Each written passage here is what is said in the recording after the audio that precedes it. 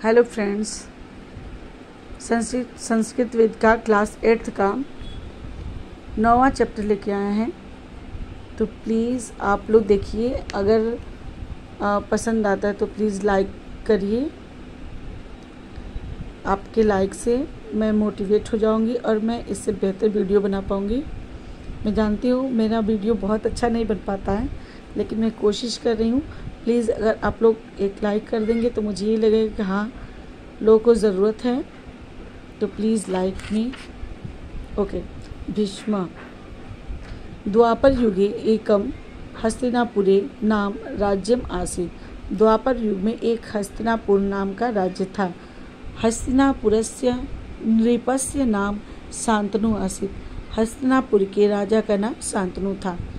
तस् एक पुत्र देवव्रता आसीत्। उनका एक पुत्र देवव्रत था। देवव्रतस्य मातु नाम गंगा आसीत्। देवव्रत की माता का नाम गंगा था। गंगया पुत्र त्वयात् गांगे इत्यपि तस्य अभिधानम आसीत्। गंगा का पुत्र होने के कारण उन्हें गांगे के नाम से भी जाना जाता था। स शूरवीरा पराक्रमी पितृभक्ता उदार चरित्र आसीत्। वह शूरवीर पराक्रमी पितृभक्त उदार चरित्र वाला था। युवावस्थायां तस्य पराक्रमस्य चर्चा सर्वत्र अभवत्। युवावस्था में उसकी पराक्रम की चारों तरफ चर्चा होती थी। एकदा नृप शांतनु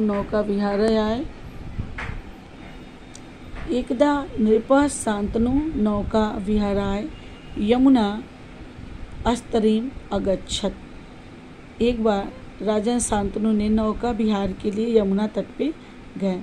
तत्र एका रूपवती कन्या उपाविशत्। वहाँ एक रूपवती कन्या, सुंदर कन्या बैठी थी। सा धीवरस्य कन्या आसीत्। वह मछुआरे की कन्या थी। तस्य नाम सत्यवती आसीत्। उसका नाम सत्यवती था। तस्य रूपलावण्यम दृष्ट्वा राजा शांतनु मोहिता अभवत्। उसके रूप लावण्य अर्थात सुंदरता को देख के राजा शांतनु मोहित हो गए। नृप तस्या जनकम उपगम्य विवाह प्रस्ताव निवेद्यत।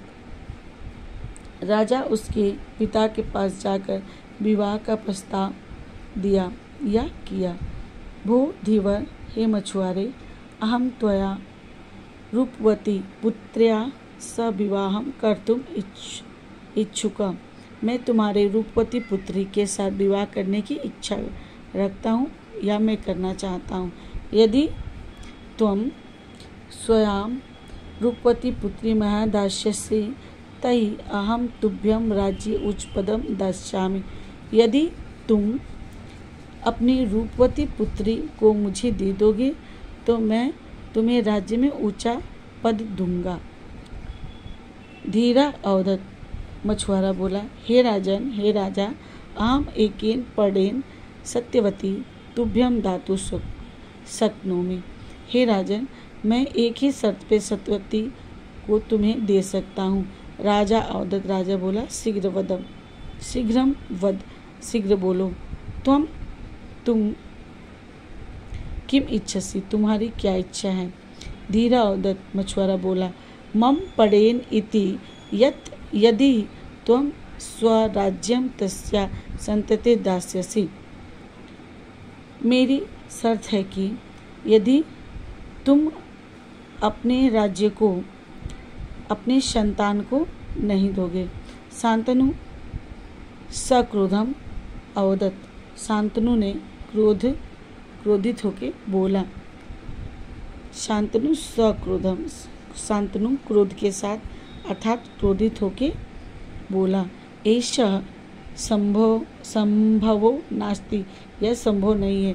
मम पुत्रा देवव्रत राज्यस्य अधिकारी आसीत्। मेरा पुत्र देवव्रत राज्य का अधिकारी है। अन्य पडेन कथय, कोई अन्य शर्त बताओ। धीवरा मछुआरा। निवेद्यत। मछुआरे ने उत्तर दिया। यदि एषः न संभव तहि सत्यावत्या सविवाहम न संभव। यदि यह संभव नहीं है तो सत्यवती का विवाह भी संभव नहीं है, अर्थात तुम्हारे साथ मैं विवाह नहीं करूँगा। शांतनु तस्य पड़ेन खिन्नोऽभवत्। शांतनु उसके शर्त से दुखी हो गया। सः निराशा भूत्वा स्वगृहं समागतः। वह निराश होकर अपने घर वापस लौट गया। पितरं खिन्नावस्थया दृष्ट्वा देवव्रत अचिंत्यत। पिता के दुख में देखकर देवव्रत ने सोचा। स पितरम अपृच्छेत परम राजा किमपि न कथयत। वह पिता से पूछा परंतु राजा ने कुछ नहीं कहा। देवव्रत अनेन प्राकेण नद्या अस्तीरे वृत्तान्ता अवगच्छत तदा स धीवर उपगमय अकथयत। तब देवदत्त ने उसी नदी के पास जाकर उस धीवर से कहा, भो अनुभाव, हे मानव, भले मनुष्य, अहम त्वपडेन स्वीकरोमि।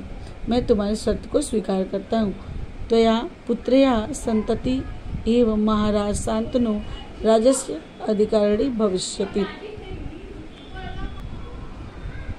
तुम्हारी पुत्री की संतान ही महाराजा शांतनु की राज्य की अधिकारी होगा। अहम कदापि राज्यम न ग्रहीष्यामि। मैं कभी भी राज्य को नहीं लूँगा। अहम तु केवलम दास रूपे राज्यस्य रक्षा। मैं तो केवल दास बनकर राज्य की रक्षा करूँगा। धीवरा अवदत्। मछुआरा बोला, तुम राज्य न नेष्यसि इति सत्यम। तुम राज्य नहीं लोगे, यह सत्य है। किंतु तव संततिस्तु राज्य अधिकारम याच्छति। किंतु लेकिन तुम्हारी संतान तो राज्य का अधिकार मांगेगी। तदा देवव्रत भीष्म प्रतिज्ञा करो। तब देवव्रत ने भीष्म प्रतिज्ञा किया। स अवदत्। वह बोला, सर्वे देवा, सभी देवता, सर्वे नागा, सभी नाग, भूस्थिता, भूतल पर स्थित सभी प्राणी, यह सुन लो, यत् आजीवनम अहम ब्रह्मचर्य व्रतम पालिष्यामि। मैं जीवन भर ब्रह्मचर्य का पालन करूँगा। विवाहम न करिष्यामि। विवाह नहीं करूँगा।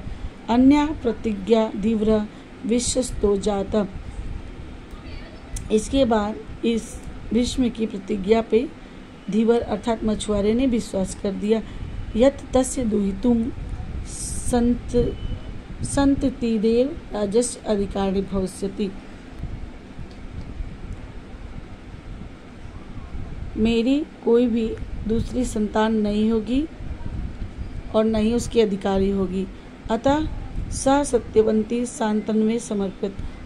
अतः वह सत्यवती को शांतनु को समर्पित कर दिया, अर्थात उसको विवाह करने के लिए राजी हो गया। शांतनु सत्यवत्या सविवाहम अभवत्। शांतनु का विवाह सत्यवती के साथ हो गया। भीष्म प्रतिज्ञा कारणां तथा प्रभृति देवव्रतस्य अविधानम भीष्म इति अभवत्। भीष्म प्रतिज्ञा के कारण वह देवव्रत भीष्म के नाम से जाना जाने लगा, अर्थात भीष्म बन गया। शांतनु पुत्रेण पीड़िता तस्मै वरमयच्छत्। शांतनु के इस प्राणों से प्रिय पुत्र को देखकर शांतनु ने वरदान दिया अपने पुत्र को, मृत्यु तव वश्य भविष्यति। मृत्यु तुम्हारे वश में हो। इत्थं भीष्म यावत् जीवनम ब्रह्मचर्य व्रत अपाल्यत। यह इस प्रकार भीष्म ने अपने पूरे जीवन भर ब्रह्मचर्य का पालन किया। स्वप्रतिज्ञा चार्छक एवं संपूर्णम जीवना हस्तिनापुरस्य रक्षे। वह प्रतिज्ञा के अनुसार पूरे जीवन हस्तिनापुर की रक्षा में समर्पित कर दिया। धन्य स पितृभक्त, धन्य है वह पितृभक्त, दृढ़ प्रतिज्ञ और उदार चरित्र भीष्म की। अब प्रश्न उत्तर देखिए एक्सरसाइज नंबर 3 का। ये सारा प्रश्न है और इसका ये आंसर होगा, वन लाइनर आंसर। तो ये एक्सरसाइज नंबर 4 है, लॉन्ग क्वेश्चन। ये पहला क्वेश्चन है, इसका आंसर मैं आपको दिखा रही। इसका आंसर होगा सत्यवतीम दृष्ट्वा शांतनु मोहिता अभवत। पहला आंसर मैंने यहाँ लगा रखा है, इसको जोड़ के लिखना। ये दूसरा क्वेश्चन आप बुक में देख लीजिएगा। दूसरा क्वेश्चन का आंसर होगा धीवरा अवदत हे राजन अहम एकेन पढ़ेन सत्यवंती तुभ्यम धातु शोकनोमी। इसका यहाँ से आंसर होगा, मैंने इसको एकदम बढ़िया से टिक लगाया यहाँ से लेके यहाँ तक। ओके, तीसरा होगा, तीसरा का आंसर ये होगा, क्या ले लो। तीसरा का आंसर होगा शांतनु धीवरस्य पढ़ेन खिन्नो अभवत। चौथा का आंसर यही बता देते हैं, देवव्रता कस्य समीपम अगच्छत। तो ये होगा देवव्रता धीवरम समीपम अगच्छत। इसका लास्ट वाला क्वेश्चन पढ़ लीजिए और इसका मैं आंसर बता रही हूँ।